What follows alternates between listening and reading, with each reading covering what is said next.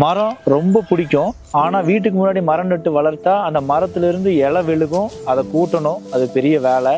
அது மட்டும் இல்லாம அந்த மரத்தோட வேர் அஸ்திவாரத்தையோ காம்பவுண்ட் சுவரையோ பாதிக்கும்னு நீங்க நினைச்சீங்கன்னா, நான் சொல்ற இந்த 10 மரத்தை நட்டா காம்பவுண்டு சுவரையும் ஒன்றும் பண்ணாது, அஸ்திவாரத்தையும் எதுவும் பாதிக்காது, இலையும் பெருசா விழுகாது. முதல்ல ஒரு 2 மரங்கள், மகிழ மரம், இன்னொன்னு இலுப்பை மரம். இந்த 2 மரங்களுமே மகாலட்சுமிக்கு பிடிச்ச ஒரு தெய்வ கடாட்சம் மிகுந்த மரம் அப்படின்னு சொல்லுவாங்க. இந்த மரங்கள் எந்த இடத்துல அதிகமா இருக்கோ அந்த இடத்துல ஒரு நல்ல ஒரு பாசிட்டிவ் வைப்ஸ் அந்த இடத்துல இருக்கும், செல்வ கடாட்சம் அந்த இடத்துல இருக்கும். வருஷம் முழுக்க 365 நாளும் எவர்கிரீன், ஒரு பசுமையாவே இருக்கும் அந்த மரங்கள்.